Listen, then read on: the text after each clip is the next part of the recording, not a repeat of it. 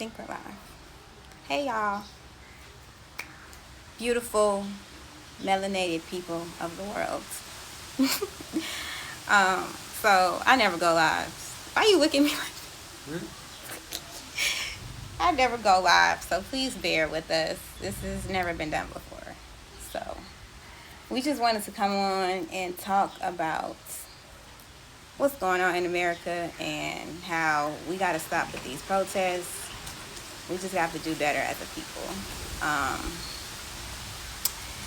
Main thing we want to address is how America is irredeemable. And we're going to talk about what that means as well. So, Okay. would you like to start? So, what's up, family? Yeah. Bamadeli here. And as my wife said, we wanted to talk about something that's been weighing heavily on us for a while now. That's how America is irredeemable, meaning how it's beyond redemption, and specifically in light of recent developments with just the latest in a pattern of killings against African people within America. But we want to make a quick disclaimer that all these comments we're making out of a love for Black African people, and it's in no way to try to diminish, what we can do, but it makes us upset when we see what we settle for. Yeah. So what do you have to say, I guess, with regard to just the killings, the most recent killing, even though it matches in character a lot of the other killings? What does this tell you about the state of mind?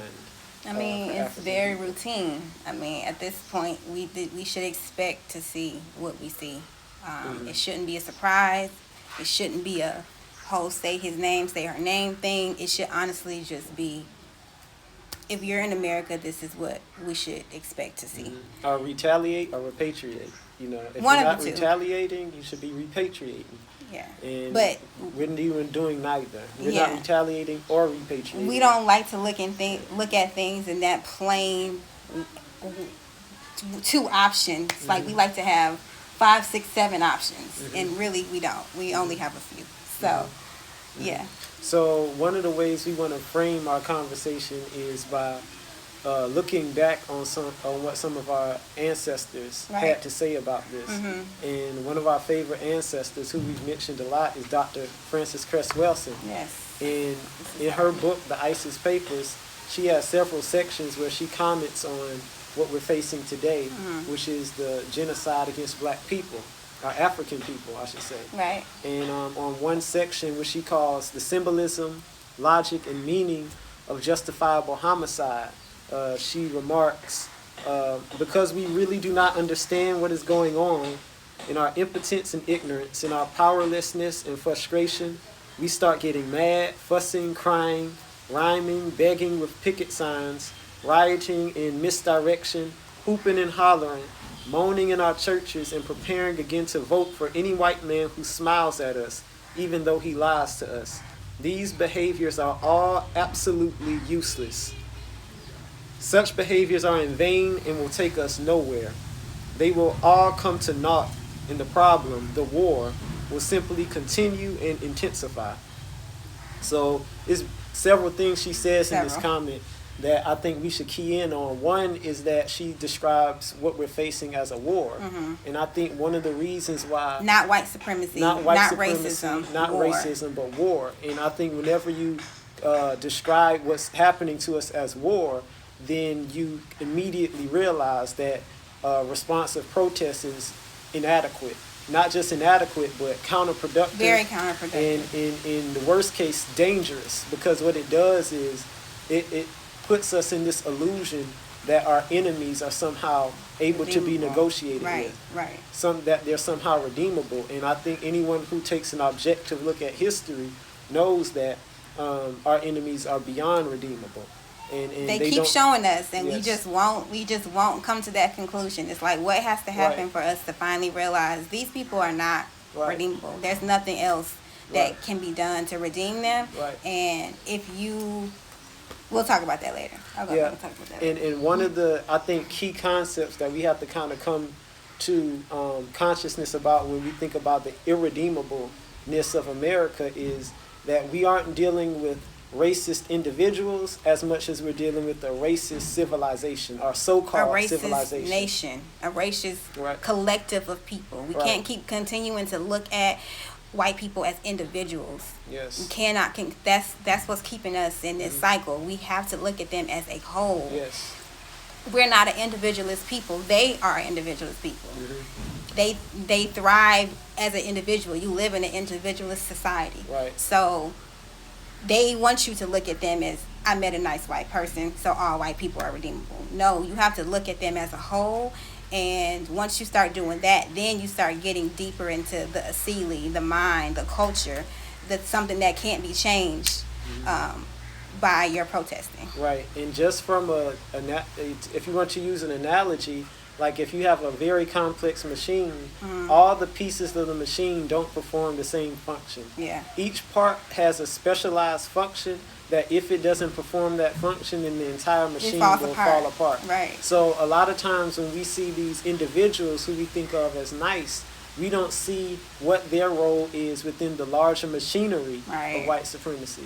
So you have to not look at just what the robotic arm is doing. You have to look at what is the CNC machine doing? What is the the screwdriver? What are the people on the ground floor doing? What is the person who's drawing up the blueprints for the machine? Right. We want to just look at the people with the white hoods or the people that have the MAGA hats. Right. Those are the overt ones. Right. But we're talking about the people who don't wear those things, the people who are holding up Black Lives Matter signs, the white people who are holding up Black Lives Matter signs.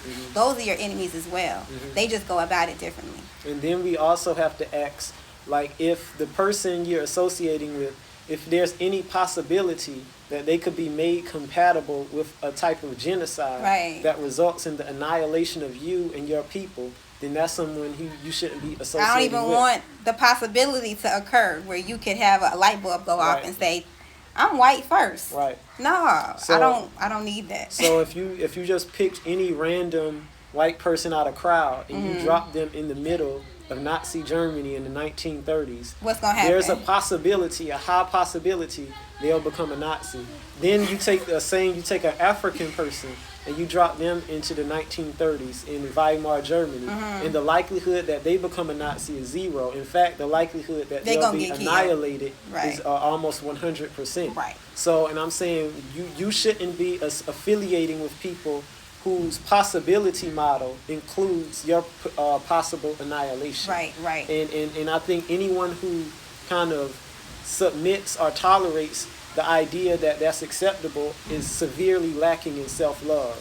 A basic self-love on the level of self-preservation. Like, we aren't asking people to just randomly attack. We're asking people to practice just the essential selfishness of survival, as John Henrik Clarke put it. We have to practice that, because when we lose the art of self-preservation, we're surrendering ourselves before the fight has even started. We lost it all. We've lost it all. And then you also you don't see Jews trying to find a German that's redeemable. You would never hear a Jew be like, I met a nice German though, and not all Germans are bad. It's some nice Germans. Like, no, they say all of y'all are irredeemable. Right. And even from a biblical perspective, when you think about the Bible and how it judges nations and not individuals. So, like, when Yahweh brings His wrath upon people, He isn't bringing that wrath because of one individual sin. He's bringing that wrath upon the people because of the ultimate sin of oppression. And oppression, that's the sin that is the soil for all the other sins. That's the imbalance that breeds all of the other imbalance that we see in life. Exactly. So we have to ask ourselves, and this is directed towards the religious viewers, if you are someone who claims to be a believer in any higher power, what are you doing to address that underlying imbalance of oppression, that ultimate sin that breeds all the other sins that we tend to talk about in church service? Right. That really, that fornication. Yeah, the fornication, the homosexuality, all those things. Whatever sins that you're looking at on the individual level, are you asking what is the source? What is the soil that this sin is coming from? The source always goes back to oppression. And it always goes back to our cultural misorientation, meaning we are operating outside of our culture. African minds. And we need to come back into our African minds if we want to understand how to navigate this world that we're currently living in. Right. So, and one of the part of that kind of cultural misorientation, as I called it, is what I want to call historiophobia, which is we have irrational Terrified. fear of our own history. Yes. And when I say we fear our history, we fear those lessons that history gives us that could give us instruction on what to do in the present situation. Yeah. Because when we really meditate and think about what our ancestors are telling us to do, we understand it involves tremendous sacrifice. A lot of times it involves bloodshed. It involves losing people who you love or who you think you love. And it involves really giving away a lot of the material things that keep us attached to these kind of The captivity ways of living. Right. And I think that fear is what keeps us from recognizing the patterns. Keeps us So every time protesting. when someone gets shot in the streets, we don't see it as a ritualistic expression of American culture. We see it as something to protest. Something to riot over. Something to repost. Something to repost. But these are ways that the Creator is telling us that we are in Babylon, and if we wish to honor Him, we have to leave Babylon. Now, you don't have to take that analogy, but the basic principle behind it is that anybody who submits to injustice is accepting that injustice. Right. So if you don't accept the injustice, then you have to remove yourself. Clearly show that you don't accept it. And by clearly showing you don't accept it, that means what I said in the outset, retaliation or repatriation. Right. It saying means you can have all these trinkets, you can have all these amenities I'm getting with living in America. You can have all that. Just give me peace. right. If you aren't willing to do that, then are you really upset Right. at what's happening? And I'll just jump back into Dr. Wilson, because and this goes again to her highlighting what's happening to us as part of a general war strategy against African people, and not simply badly trained officers or people who are misguided or racist officers. No, this is the product of a multi-generational millennial kind of like over multiple centuries, thousands of years, well-practiced white supremacy. Yeah. Expertly managed white supremacy. Yeah. So Francis Which says, one is it, this one? yes, Okay. with this in mind, all black people everywhere must begin to understand the exact and specific nature of the war that is being waged against the black collective. All black people must begin to understand in depth why we are witnessing black males being shot dead almost daily by white males in uniforms, and why it will soon escalate to more than one per day. Without the specific understanding of why we are seeing this behavior, we are unable to organize behaviors to meet this war strategy effectively. So we're not asking the question why. We see things happen and we just respond without thought. And thoughtless action is empty. You have to have action that is pregnant with thought, contemplative, intelligent, well-calculated thought. Because when you act blindly, then what you're doing is you're just setting the stage for the problem to reproduce itself. Or you act just out of anger. Or you act out of anger. That's going to get you the same result. Right. We have to kind of learn how to channel all of our intellectual energies in ways that not only attack our enemies, but produce new futures for ourselves. Exactly. We have to develop and cultivate within ourselves attitude of we're going to manifest what we want. We aren't going to ask somebody to give us things. We're going to manifest it ourselves, because everything we need is within. It's not in the hands of our enemies, it's within. Right. And our enemies know that we have the power within. They know That's why this. they invest so much time and effort into distracting us from who we are. Yes, that's why they're encouraging you to protest. Yeah, they leaving bricks out. Yeah. They writing Black Lives Matter. They got the same signs you got. That's why they love having you sit in front of your television all day and pump you full of Netflix shows supposedly celebrating your ancestors. No. As people to be just idolized from afar, but not to be embodied. They don't want you to embody your ancestors, because they know once you embody your ancestors, now they're dangerous. Right. Now they aren't available for celebration. Now they're threats to be eliminated. Right. And we have to kind of come back into this attitude of, until we make ourselves a threat, then we're the prey. You know, you're And either predator or gets prey. killed in the streets. Yes. That's what happens. Predator or prey. So you have to decide which one you're willing to be. And so we want to talk about, if it's not clear enough, from what we said so far, why is it that we're attacking this concept of good white people? And my wife, you briefly alluded to it, and that's the idea of the African mind is a mind that is rooted in this idea of communalism. Yes, we're all we're communal interdependent. people. Nobody is an island unto themselves. We all, like, what affects me affects the collective. Right. So this whole phrase of that's not my business, what you doing is you, and you do you, and that all of that's individualist, and that's not an African thing. We're a communal people, we're a family oriented people, and we operate as one. So what you're doing affects me, what I'm doing affects you. And that communalism is not just a statement about Africans, it's a basic statement about just a law of the universe. Right. So when we say Africans are communal people, and what I do affects my wife and vice versa, that also applies to whites. Now, they're at war against that basic universal truth because they're believers in individualism.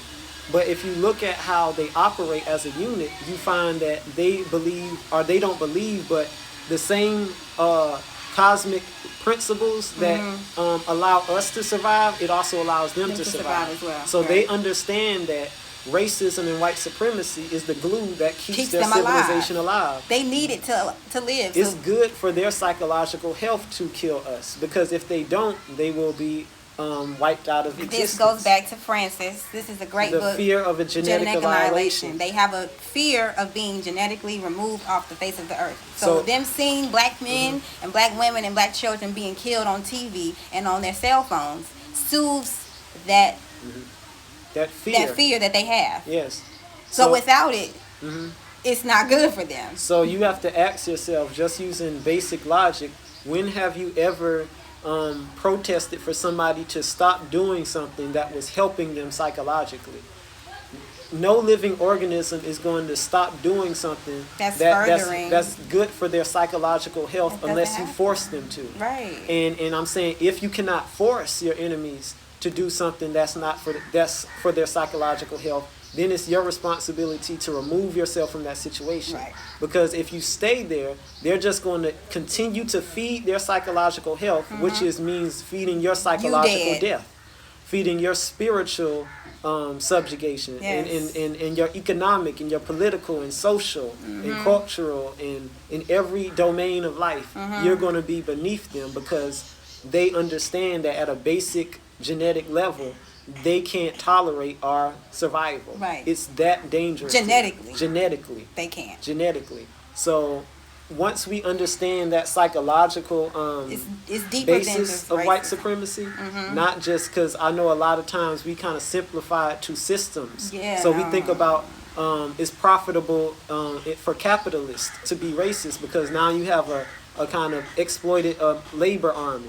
But we have to remember that racism has always, or what we say the seeds of racism is in the white assembly. So before they encounter black people, they would brutalize white women. And their children. So we have to understand it's even beyond the level of mere skin color. Yeah. This is a race of people who have no sense of tolerance of difference. Anything that doesn't align, that isn't a mirror image of them, they subconsciously and spiritually attack. And once we come to that understanding that we aren't dealing with something that is just a byproduct of an economic system. This is a byproduct of a spiritual illness that has always been with them. Always. It's like Hernan Cortez said when he came across the Aztecs. He said, we suffer from a disease of the heart that can only be cured by gold. And we have to ask ourselves, do we have the gold to cure that disease of their heart? No. The gold that they want can only be earned at the expense of our blood. Yes. So you have to ask yourself, are you willing to give your blood so that they can have their gold? And if you aren't willing to give your blood for their gold, then you have to ask yourself the next question. What am I doing to ensure they don't have my blood? Am I protesting or am I retaliating? Am I protesting or am I repatriating? These are the kind of questions a serious person who actually values themselves and who asks. actually values African people, black people. If you really love, when you really love black people, these are the logical options that you give yourself. You say, my people need to leave. My people need to remove themselves from the place that clearly wants them dead. And is doing it for fun at this point. Now it's just fun. And now I want to get to another quote, and this is from Dr. Malimu Baruti, and this addresses a cliche that we hear often, and that's that we're all the same under the skin. Right. And we have to understand that that cliche is weaponized against black people because they do not want us to claim our rightful place as the original human beings, the people who can be credited with all of the wonders of civilization that we're now being slandered as being outside of, or that we're slandered as being, savage. That misrepresentation can only be made because they're hiding our actual origins, and our actual origins tell us that we're not the same under the skin. Exactly. We are the first teachers. We are the people who taught our enemies. And when we understand that we taught our enemies, then we also realize we can destroy our enemies. Because the teacher always has more power than the student. Right. So let me just read this quote from Baruti, because I think it adds more context to what we're trying to say.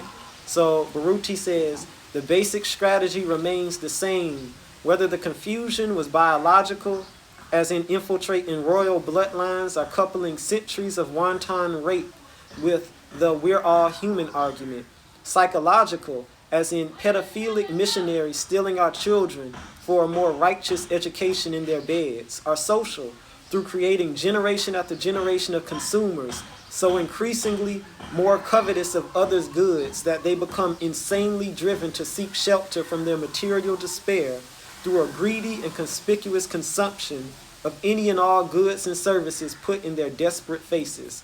And then he goes, aggressor minorities seeking absolute control must confuse those who outnumber them until the majority see themselves as members of the aggressor's family, or the aggressors become the majority. When we become one humanity culturally, their history, ancestry, and perversions become ours. So this idea of we're all the same under the skin, it's a subtle way of trying to get African people to disown their heritage and replace it with their enemy's heritage. Right. To basically turn themselves against themselves. Turn on God, basically. To turn on God. Turn on Yahweh. To turn on that divine center that has been able to get us through all the horrors up until this point. Right. Because once we disown that divine center, then there is no future. Then there is no vision. Now our vision is the vision of our enemies. Of our enemies. Like, we want the same things they want. Like, well, at least you think you want, because what their agenda is hidden. Yes. They don't make it obvious what they want. They give you the illusion that y'all want the same thing. And that's and we have to really begin to study how history, demonic energy manifests itself. Yeah. And by that, it always appears in disguise. It never appears with a t-shirt that says, I am a demon.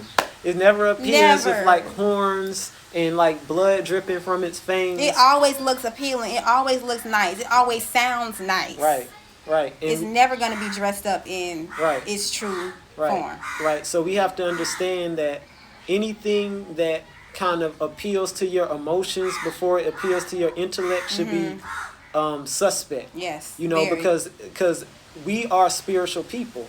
Our emotions come out of our spirituality and not the other way around. Right. Our spirituality doesn't come out of our emotions.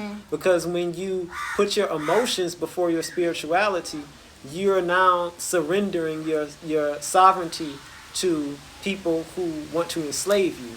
That's how you get Christianity full of images and symbolism that sound Greek and not African.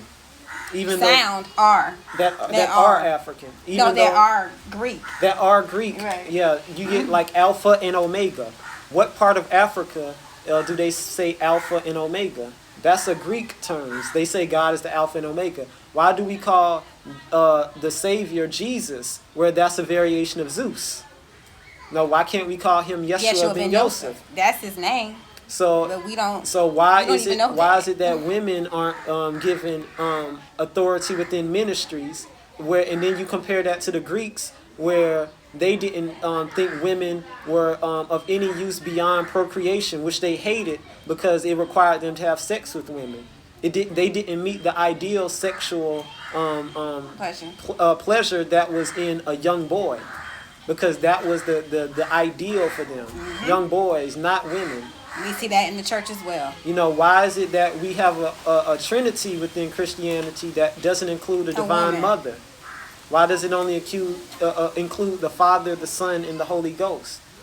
These are very elementary things that we've been blinded to. We don't even ask those questions because anymore. Once we begin to ask these type of questions, we understand that how our whole behavior mm-hmm. patterns are the root of it is right. in this core of self-neglect, self-rejection, fear of self, fear of one's own history. Yeah.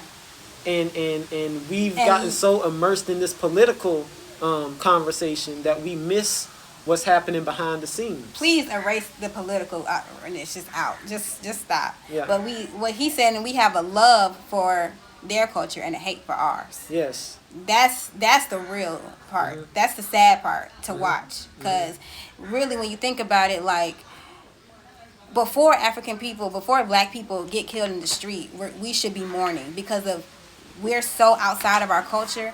We're so against our culture that the mourning should start before we see any black man, any black woman being killed. Mm-hmm. Like, we have these discussions daily. Before people pop up dead, or before we see any of these things happening, we're constantly like, what is going on with our people? We're constantly mourning. Mm-hmm. And I feel like we don't even know where we're supposed to be. Mm-hmm. So the only time we've mourned is when we see a black person get killed. Mm-hmm. As if the tragedy isn't how we're dying. The tragedy is how we're living, not how we're dying. Exactly. That's the bigger tragedy. That's the biggest. Before our lives are even taken, they're taken. They're taken because we've been kind of domesticated, and we've been our potential has been so limited that we think it's okay for people who created civilization to live in captivity. The gods trying to be like the devil. That it's okay for the dogs to walk the humans. That it's okay for the child to reprimand the parent. To reprimand the parent. How? So and I'm saying, until we come into that realization, mm-hmm. and I understand these ideas are difficult to accept because there's nothing in our society that acknowledges them as legitimate. Mm-hmm. But we have to evolve beyond this idea of, unless it's socially acceptable, it's untrue.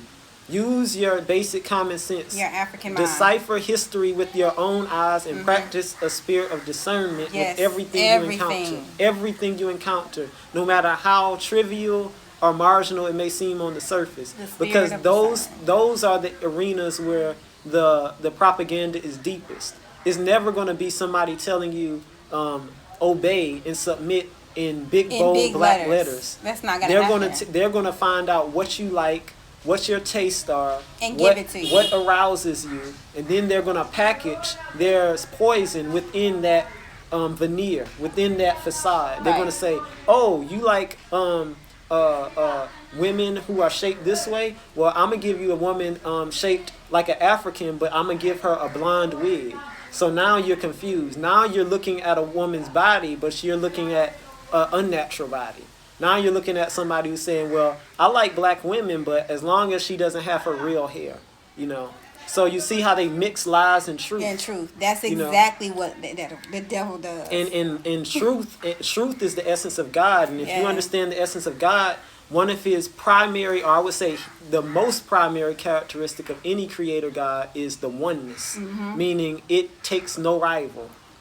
It's indivisible. Yep. It can't share space with anything else. So whenever somebody tries to give you truth and they mix it with lie, they're attacking God. They're attacking that part of you that gives you the motivation and the courage to manifest and mm-hmm. to rebel and to resist. Confusion. It's all confusion. And America is a media image-driven society. And if you know anything about public relations or advertising, it's never about awakening consciousness. It's always about putting your consciousness to sleep so that you can be controlled from the waist down. So your entire life becomes carnal. Yep. That's your entire life becomes, where can I get my next fix? Yep. Where can I light up next? And we light up all the time, whether it's through television, whether it's through music, whether it's through what we eat, whether it's through how we talk to each other, and the concepts we practice. Yes. We have to begin to clean house and just detoxify all of that. Yeah. Because as long as we think we can moderately be menticidal, we're going to be oppressed. We can't, we've been in this situation long enough. It's been too long.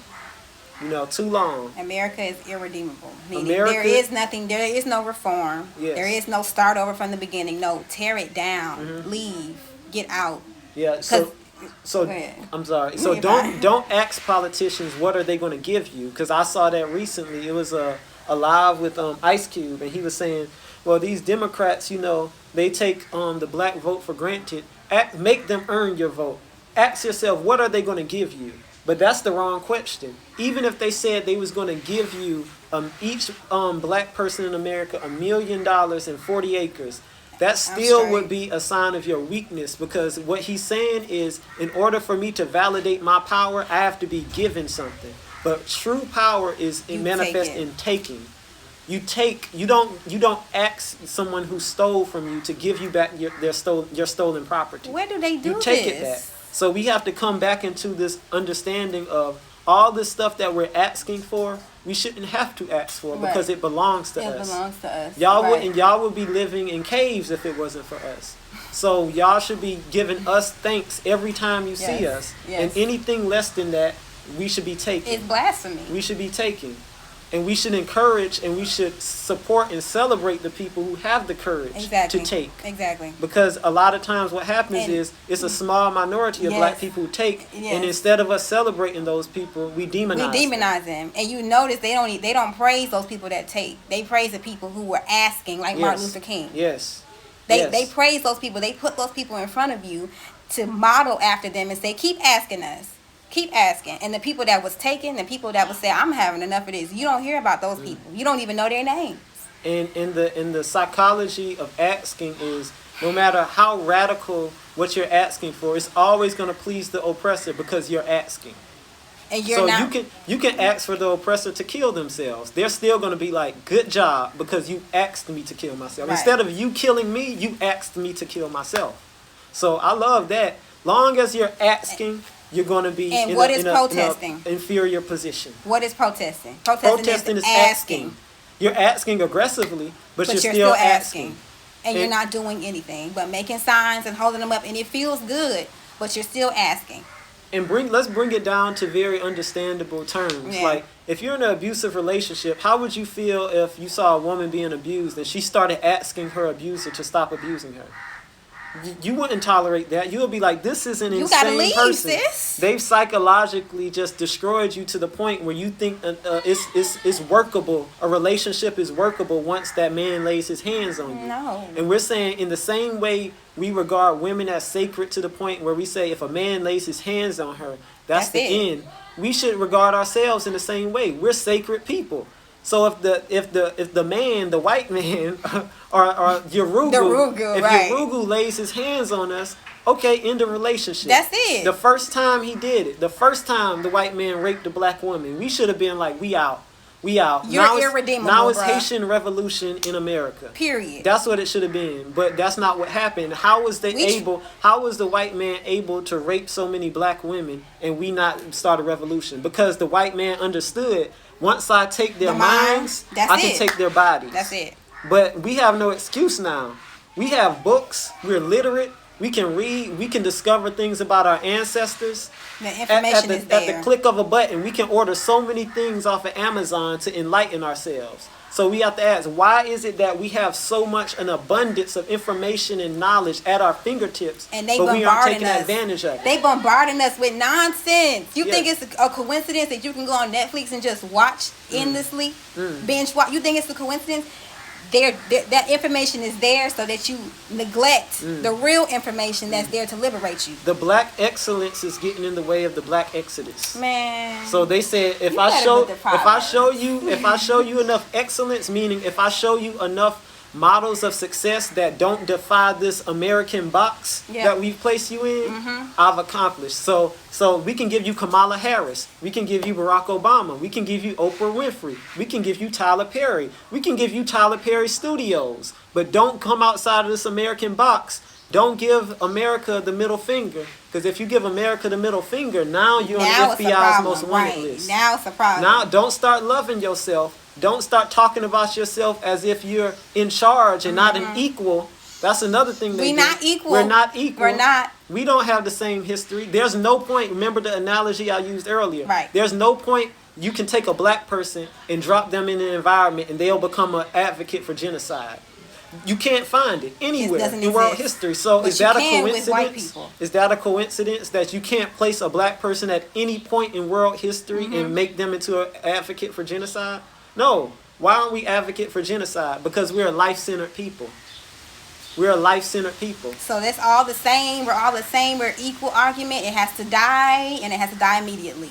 And here's a one of the kind of powerful aspects of a life-centered people that we've lost. Life-centered people are unafraid of death. They're unafraid of death. Say it again. Life-centered people are unafraid of death. Okay. And why are life-centered people unafraid of death? Because life-centered people understand death does not exist. There's no such thing as death. You think our enemies have convinced us that because our bodies kind of go into the soil, we're somehow dead. Now that is the case for them.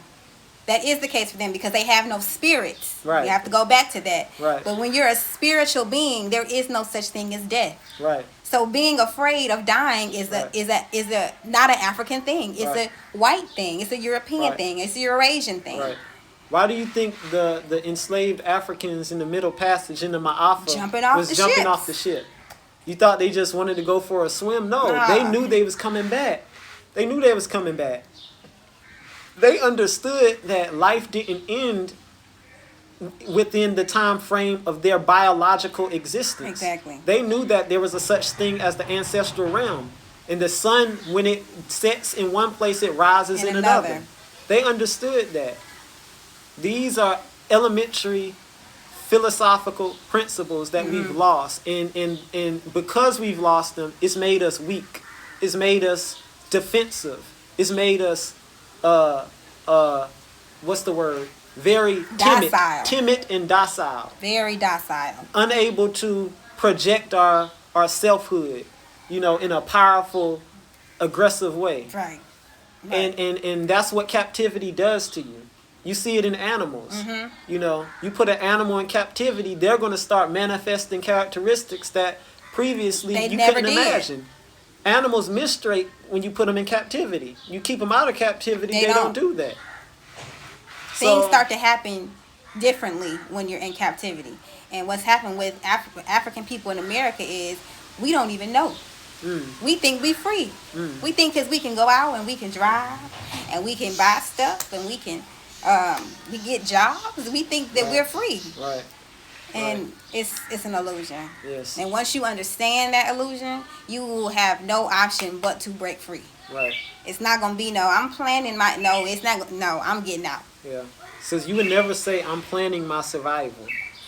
Like if you asked anybody and you said, hey, like if I say, hey, America is a big prison. It's like a huge concentration camp for African people. And even if you're not being shot down by police, everything in that society is organized towards the end goal of your total annihilation. And then they said, okay, I'm planning to go to Africa. What I hear is, I'm planning on surviving, which means I don't care if I don't live or die. I don't care. I don't care. And what we're trying to get you all to do is care. But you can't care unless you know who you are. Yeah. Because if I thought I was who America told me I was, I wouldn't care either. Right. I used to not care. I wouldn't care if I lived or died, because why? I mean, this person is just a black-faced Yorugu. Yeah. It's just a person who doesn't value children, who doesn't value women, who thinks that material accumulation is all there is to life. That's an empty existence. Why would I want to defend that? Right. But tell me I'm a person who created agriculture. Tell me I'm a person who created mathematics and husbandry. Tell me I'm a person who pioneered the first form of spirituality. Wrote the first books, the first books, and had the biggest libraries. Like, okay, that sounds like somebody worth defending. Exactly. So I'm saying make yourself into somebody worth defending. And when you make yourself into somebody worth defending, you won't no longer protest your enemies. You'll attack them. And if you're not attacking them, you'll be building for the people you love. Right. And that's one of the most revolutionary things you can do. To build, not to protest. Outside of America. To build outside of the American prison. Yes. So, I mean. What was the last point that we had? So the last point that we had is. Going back to the title. Going back to the title.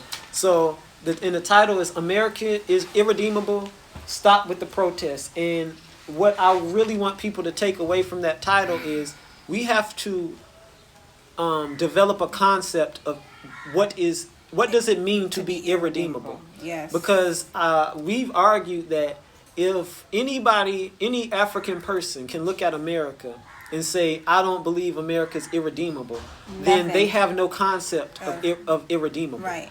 And what we're saying is, if God has a concept of being irredeemable, we should have that concept. Because we're people of God. We're people of God. And if God's wrath, meaning when he would just start destroying stuff, because it was what? Irredeemable. Sodom and Gomorrah was irredeemable. Right. So that means that God has a limit. God gets to a point and says, all right, I've tried to work with y'all. I've tried my best. You keep doing it.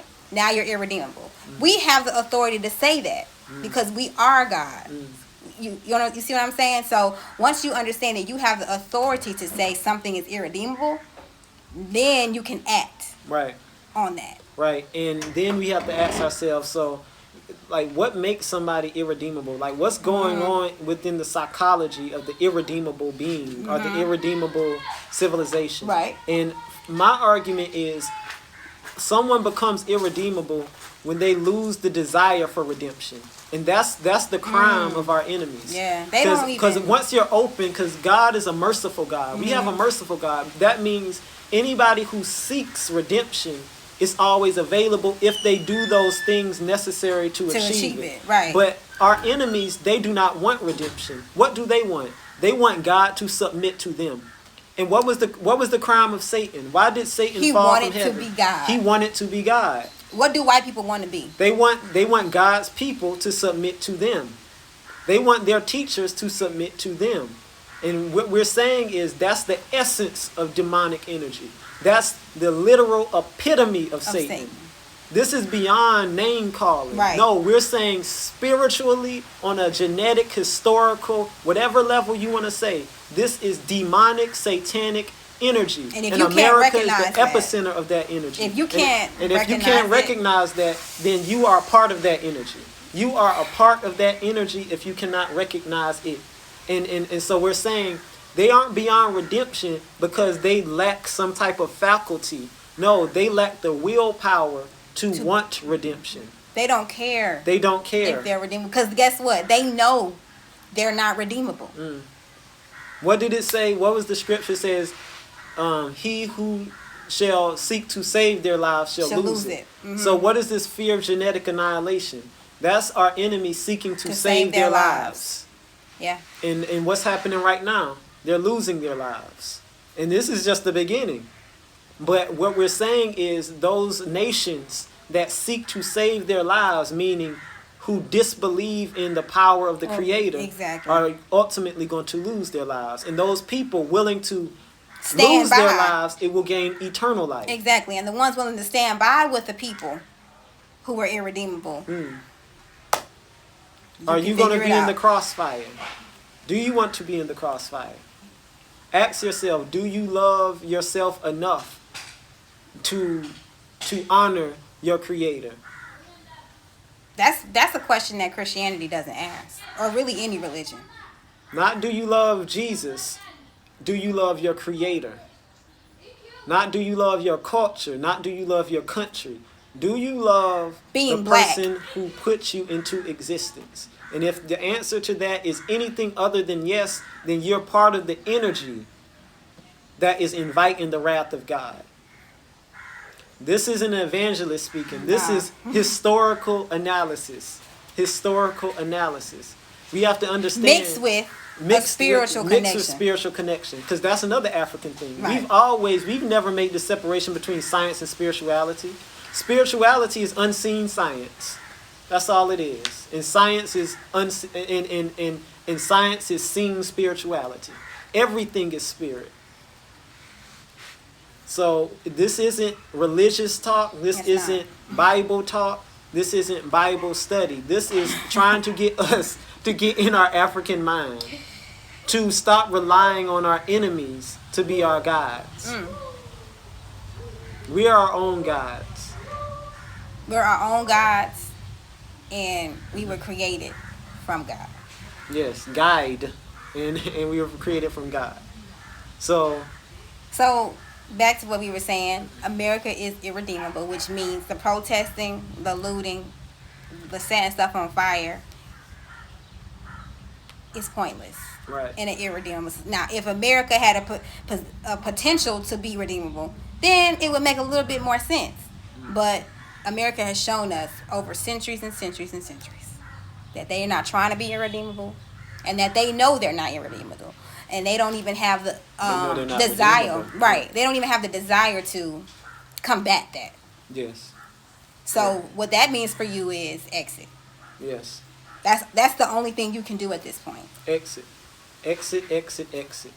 And I advise people, again, I'm really hard on this Bible thing because I feel it's been so misinterpreted. And I love giving people a kind of liberation context to interpret The Bible. Scripture. So I advise people to read the book of Isaiah, specifically the part where they talk about Babylon. And you'll notice two very interesting things. Yeah. One, there's a line in there where it says, Yahweh says, there is no peace for the wicked. There is no peace for the wicked. All this protest, all of this negotiation, the end goal for that is peace. So when the end goal of that is peace, the presupposition in the negotiation, the protest, is that your enemies are not wicked. Exactly. Because if you understood they were wicked, you will understood there is no peace for the wicked. They don't, and when that line was written, when that scripture was written, there's no peace for the wicked.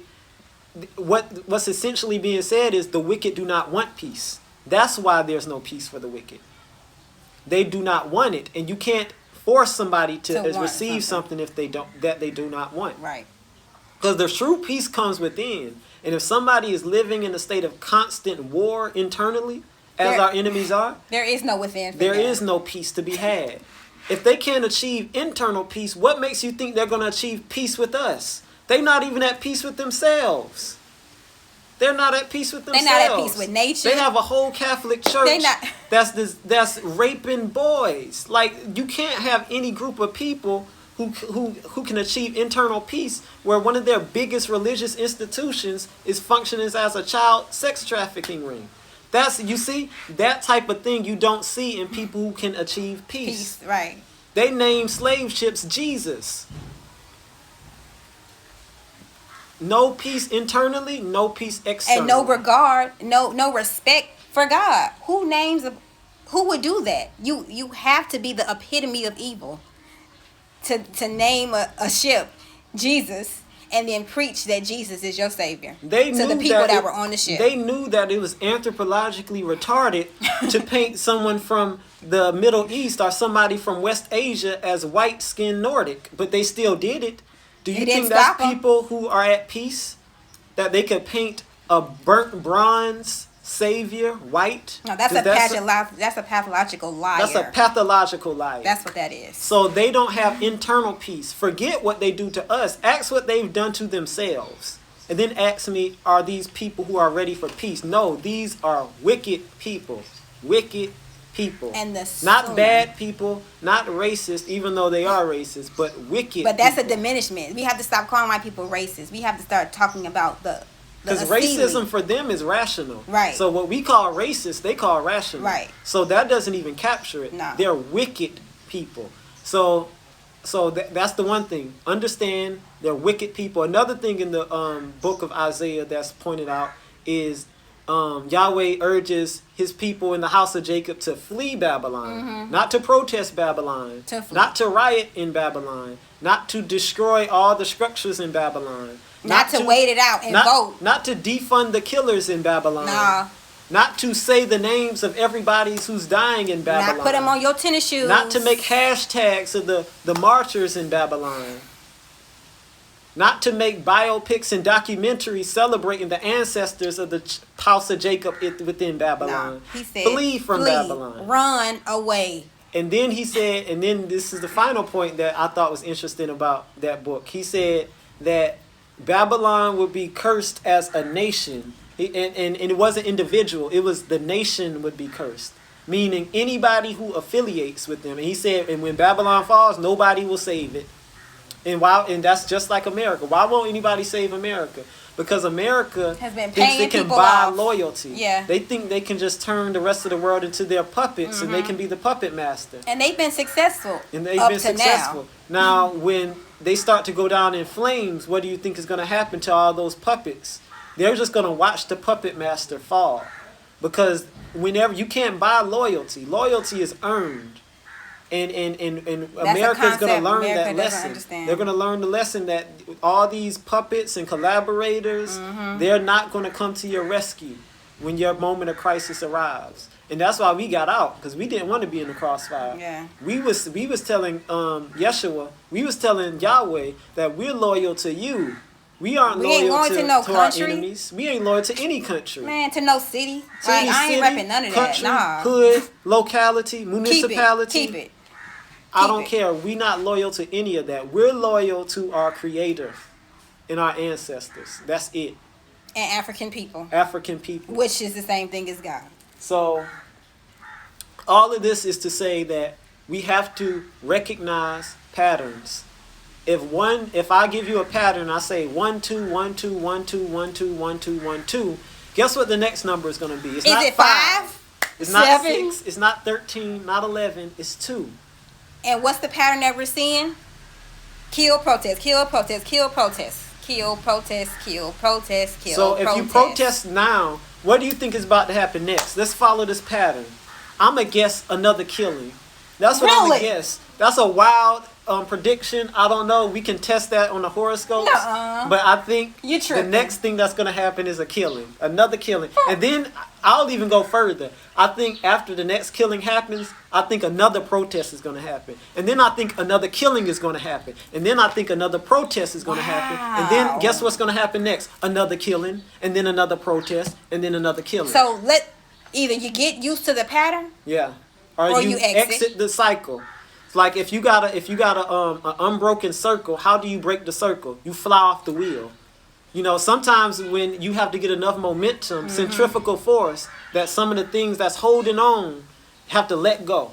And what I feel right now is Black Americans, it's this like cycle. Almost like what they call a merry-go-round. Like imagine on a merry-go-round and I spin it at top speed. Now this merry-go-round is just jerking you at full speed and y'all just holding on for dear life because y'all scared if y'all let go of that merry-go-round, you're going to fly off and like hit a spike or something and lose your life. But we're saying holding on to that merry-go-round, you're going to lose your life. You're losing your life already. So whatever fear you have about letting go of that merry-go-round called America, that demonic merry-go-round, let it go.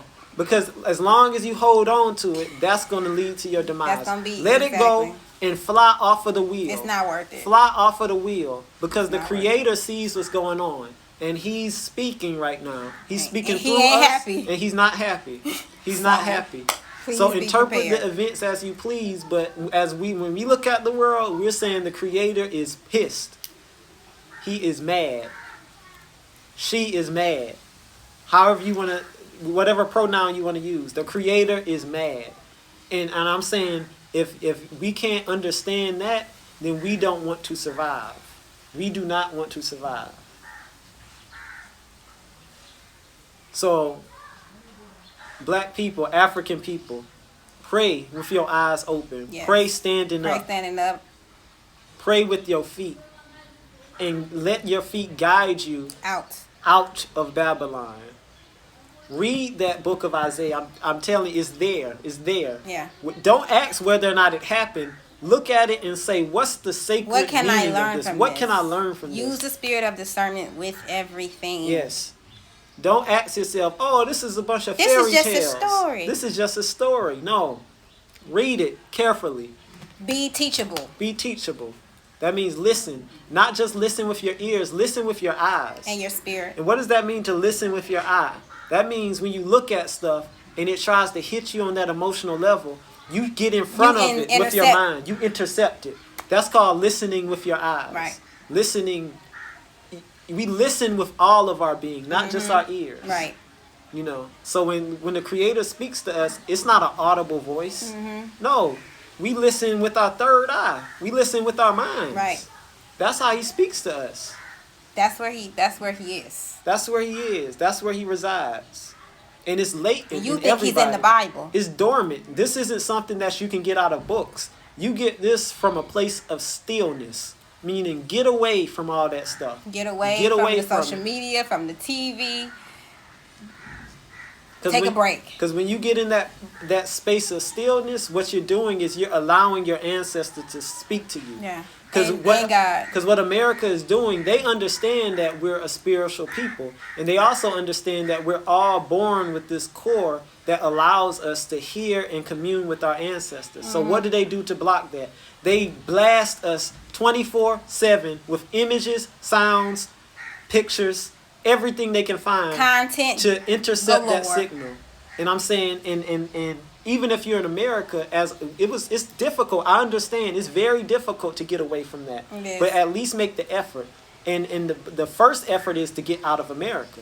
You can do it in America because we cut a lot of stuff out before we left. Forget your job. Right. Forget your job. Be a producer. Be somebody who creates.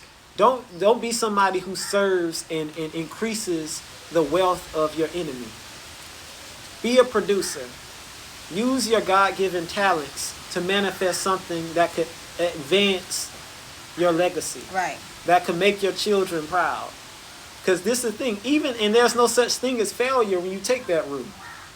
Because I would rather be a failed, producer than a successful consumer, than a successful employee. I would fail every day as a producer before I'm successful on the payroll of somebody else. Now that's on the level of principle. We're not talking about money now. We're talking about principles. But America doesn't advocate for principles. They tell you you don't need those. You don't need values. Principles are for naive people. Principles get you, it makes you lose in the 48 laws of power. We don't practice the 42 laws of Ma'at. Right. But we know the 48 laws of power. How? How? I hate that it exists. That's just really sad that exists. But yeah, I mean, we say all this to say we love African people deeply. And the only reason why we can say these things is out of love and out of desperation for African people to love themselves the way we love them and the way God loves us. A love for ourselves and a hatred for our enemies. George Jackson said you have to have an icy, disdainful hatred for your enemies. They go together. Mm-hmm. Like you can't genuinely, deeply love something without hating something. They've told you that hate is bad. Mm. But do you think God doesn't hate the devil? Right. Like, hey, come on. Right. Like, let's think with our African minds, please. We can't allow these people to come in and infiltrate and take over our minds and to warp how we think. Mm. There is a such thing as hate, and that is not a bad thing. Mm. When it's properly directed. Yes. If you love God, you hate the enemy. Mm. Who is your enemy? Mm. If you can't identify your enemy across the room, there's a problem. Because guess what? He can come right up to you, and then it's too late. Mm-hmm. Then what? Mm-hmm. You need to be able to identify your enemy from a mile away. And if you can't do that, there's a problem. Mm. Yeshua, Jesus, was able to identify who his enemies were before he got into contact with them. Mm. Can you do that?